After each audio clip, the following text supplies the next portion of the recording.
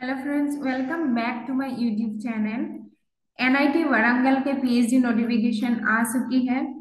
जैसे कि हम लोग यहाँ पे देख सकते हैं, information brochure for PhD admission December 2024 cycle के देख लेते हैं कौन कौन सी एलिजिबिलिटी क्राइटेरिया है, रूल्स एंड रेगुलेशन है to admission in PhD programme of NIT Warangal. The PhD programmes in full time, जैसे कि यहाँ पर हम लोग देख सकते हैं,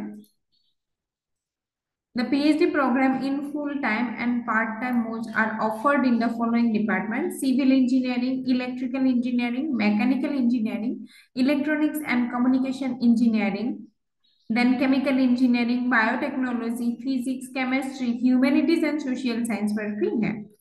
The candidate will get CSIR, UGC NET or ZPAT, including lectureship, assistant professorship qualification selected for admission to PhD under full-time institute fellowship program are eligible to receive institute fellowship as per Ministry of Education rules. The institute fellowship are subject to change from time to time as per the instruction from the Ministry of Education. Category wise, general EWS, OBC, NCL, SC, ST, PWD reservations on overall available seats will be allowed as per Government of India norms. तो इस website पर जाकर the application must be submitted online and at this website, इस website पर visit कर आप लोगों को एप्लीकेशन फॉर्म डालना होगा। देन देख लेते हैं, you are required to submit the application online mode only. Applications with online payment details will not be considered. Then देख लेते हैं इंपॉर्टेंट डेट्स कौन कौन सी है। Announcement of inviting application online 7 October से लेके ये स्टार्ट हो चुकी है। Last date to receive online application 25 October तक है, तो आप लोग जल्दी से एप्लीकेशन फॉर्म डाल दीजिए। Announcement of shortlisted candidates for written test और इंटरव्यू विल बी 6 नवंबर तक हो जाएगा। डेट ऑफ रिटन टेस्ट और इंटरव्यू जो भी होगा 11 नवंबर से लेके 14 नवंबर तक होगा। Announcement of selected candidate phase 1 19 नवंबर के बीच में होगा। Phase 2 based on vacancies availability ये होगा, तो 25 नवंबर तक हो जाएगा। लगभग नवंबर तक सारा एडमिशन खत्म हो जाएगा यहाँ का। Admission categories and eligibility conditions देख लेते हैं। Admission categories, there are two types of admission categories for PhD, full time and part time. Okay, full time का कौन कौन सी क्राइटेरिया देख लेते हैं। Full time student on institute fellowship, institute fellowship दिया जाएगा जो लोग फुल टाइम पीएचडी यहाँ पे करेगा।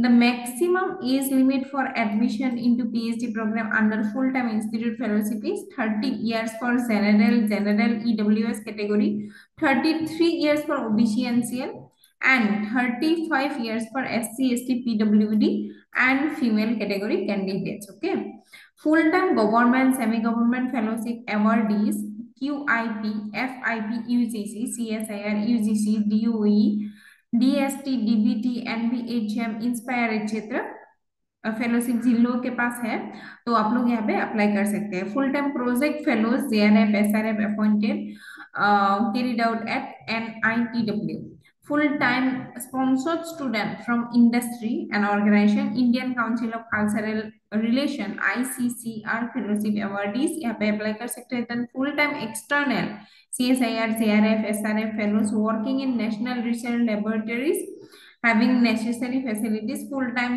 self finance fee होगा यहाँ पे। rules of reservation are not applicable. master degree is compulsory whereas GATE, UGC, CSIR, inspired, NET, GATE is not mandatory। जो लोग full time self finance category में आएगा। देन पार्ट टाइम का देख लेते हैं कौन कौन सी क्राइटेरिया है यहाँ पे। देयर आर 5 कैटेगरीज है in the part time PhD program में। कौन कौन सी पार्ट है देख लेते हैं। Permanent faculty from private academic institute, part 1 हो गया।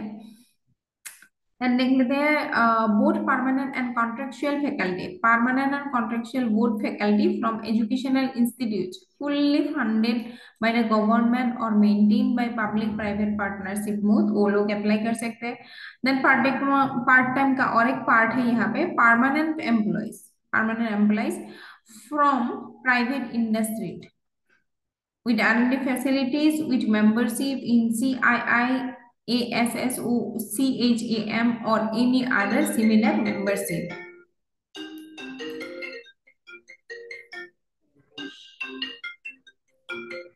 अम्मा अ,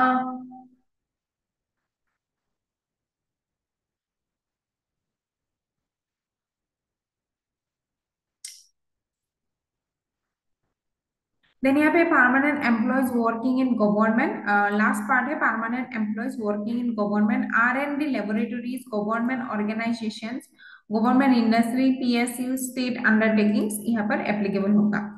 यहाँ पे इंपॉर्टेंट नोट है, a candidate of category A and C previously जो हमने बताए will receive the institute scholarship for a duration of 3 years, okay, which may be extendable by 2 years, 2 more years based on the recommendation of the doctoral scrutiny committee।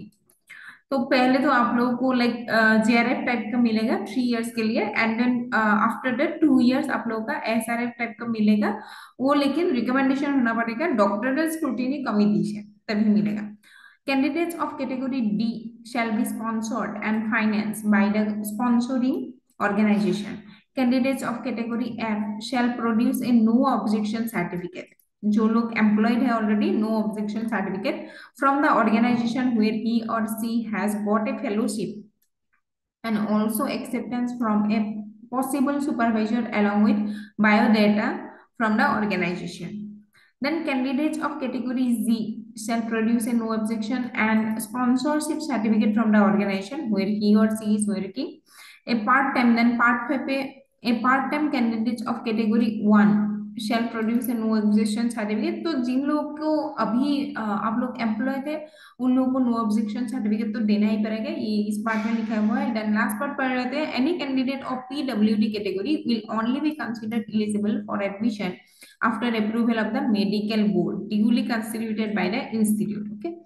In the case of candidates of category A, GATE is mandatory, and in case of category candidate with MSc, MSc Tech, MBA, MA, MP, HARM qualification, GATE, UGC, CSIR NET, GPAT qualification is necessary, okay। Then in the case of candidates of categories D, E, F, Z, GATE, UGC, CSIR NET qualification is relaxed। Admission under the category Z and K is open to permanent employees only from private industries, government, any permanent employees are falls under will be J and K categories। And उन लोगों को 5 years experience होना जरूरी है और 4 year experience with MTech, ME, MSc, MBA, MA. All category candidates must appear for an interview. Interview तो सभी को देना ही पड़ेगा। देन एलिजिबिलिटी क्राइटेरिया है यहाँ पे, इंजीनियरिंग डिपार्टमेंट में बेसिक क्राइटेरिया है ये, 60% मार्क्स होना जरूरी है और 6.5 यहाँ पर भी जो लोगों के पास रिजर्वेशन कैटेगरीज है 5% रिलैक्सेशन है। GATE is mandatory for full-time candidates and not mandatory for part-time candidates, यहाँ पर हाईलाइट क्या हुआ है, okay. And then science departments का देख लेते हैं। Candidates which master degree in relevant 60% marks यहाँ पर भी, एंड 5% रिलैक्सेशन है। तो 5% रिलैक्सेशन है जिन लोगों के पास रिजर्वेशन कैटेगरी से। And not mandatory for part time scholars, UGC NET, GATE, JRF, कुछ भी पार्ट टाइम स्कॉलर्स के लिए मैंडेटरी नहीं है, लेकिन जो लोग फुल टाइम स्कॉलर्स हैं उन लोगों के पास मैंडेटरी है। बाकी सभी डिपार्टमेंट का सेम ही है, ह्यूमैनिटीज का भी सेम है, 60% और 6.5 CGPA। एंड देन 5% रिलैक्सेशन है SC, ST, PWD, जो भी रिजर्वेशन कैटेगरीज है उन लोगों के लिए भी। एंड स्कॉलरशिप के लिए भी सभी सेम है, not mandatory for part time scholars के लिए मैंडेटरी नहीं है, जिन लोगों को स्कॉलरशिप नहीं मिलेगा, फेलोशिप नहीं मिलेगा, गेट में जरूरी नहीं है उन लोगों के लिए। And then department of management studies का भी सेम ही है, 60% मार्क्स होना जरूरी है, 60% कंपल्सरी है आप लोगों को, और जिन लोगों को रिजर्वेशन कैटेगरीज है उन लोगों को 55% होने से पड़ेगा। डिटेल्स ऑफ द फी देख लेते हैं, ये फी के ऊपर है, ये ट्यूशन फी पर सेमेस्टर 15,000 देना पड़ेगा, टोटल 57,500 देना पड़ेगा आप लोगों को। ये टोटल फीस के अमाउंट है। One time payment at the time of admission ₹30,000 देना पड़ेगा। अदर फी पेएबल पर ईयर 11,000 देना पड़ेगा, एंड अदर फीस भी यहाँ पर इंक्लूडेड है। कॉन्वोकेशन एंड थीसिस भी इंक्लूडेड है। Instruction to apply PhD programme on full time basis with institute fellowship and self finance. The application form is to be submitted. इस application form में, इस application link में जाके आप लोगों को अप्लाई करना पड़ेगा। ये वेबसाइट पर मिल जाएगा एंड मैं भी इसको डिस्क्रिप्शन बॉक्स में डाल दूंगी। एंड ये सभी PhD application for SC ST PW के लिए अलग से है। PhD application fee for general EWS OBC NCL के लिए अलग है। एंड देन सेल्फ फाइनेंस के लिए अलग लिंक है। तो आप लोग अच्छे से देख लेना वेबसाइट पर जाकर, देन पेमेंट करना। एंड नो ऑब्जेक्शन सर्टिफिकेट डालना भी जरूरी है जिन लोग एम्प्लॉयर है अभी। तो यहाँ पे क्या क्या चाहिए होगा अपलोडिंग के टाइम, ये सब दिया हुआ है, जैसे कि क्लास 10 मार्कशीट के लिए, मार्कशीट से लेके एससी एसटी कास्ट सर्टिफिकेट से लेके सभी देना जरूरी है। सभी अपलोड करना पड़ेगा। आप लोगों का जो भी फेलोशिप है उन लोगों के सर्टिफिकेट भी यहाँ पे अपलोड करना जरूरी है। रिसर्च प्रपोजल एक डालना पड़ेगा, statement of the proposal, research proposal डालना पड़ेगा।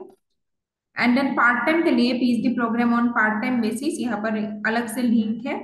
तो general 1600 for general EWS OBC NCL के लिए, एंड 800 फॉर एससी एसटी पीडब्ल्यूडी कैंडिडेट के लिए दिया गया हुआ है यहाँ पर।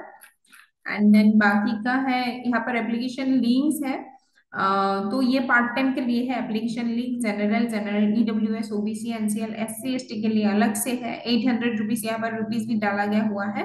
तो आप लोगों को एप्लीकेशन लिंक पर भी सिर्फ जाना है। प्रॉपर एप्लीकेशन लिंक जो होगा आप लोगों का, आप लोगों के कैटेगरी के हिसाब से वहां पर जाना है, बाकी सब सेम ही है।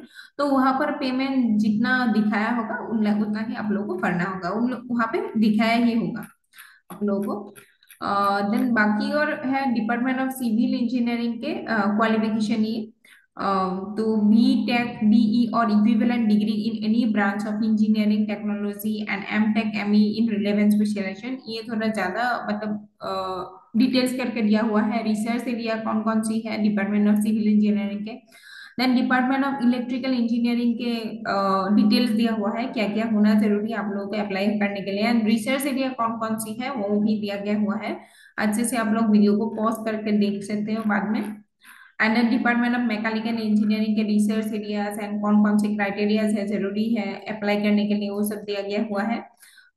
And then department of electronics and communication techno engineering के भी कौन कौन सी क्राइटेरियाज है, रिसर्च एरियाज कौन कौन सी है आप लोग देख सकते हो। एंड देन ह्यूमैनिटी मोल, हाँ मटेरियल इंजीनियरिंग के कौन कौन सी क्राइटेरियाज है, कौन कौन सी डिपार्टमेंट के स्टूडेंट यहाँ पे अप्लाई कर सकते हैं। एमएस जैसे कि दिया हुआ है MSc in physics chemistry material science, तो ये लोग यहाँ पे अप्लाई कर सकते हैं।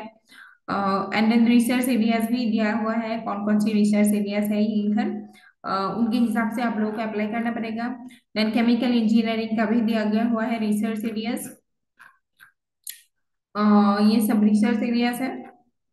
Then computer science and engineering का भी ये सब रिसर्च एरियाज है, कौन कौन सी क्राइटेरियाज है ये सब देना होगा आप लोगों को। वैलिड गेट स्कोर होना पड़ेगा अप्लाई करने के टाइम।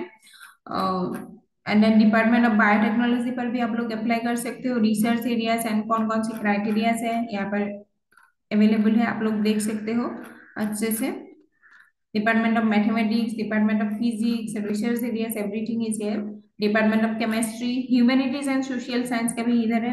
बीए बीएससी बीकॉम और एनी अदर बैचलर्स डिग्री होना पड़ेगा। British literature research areas only English language teaching यहाँ पर है, तो ध्यान से आप लोग अप्लाई करना।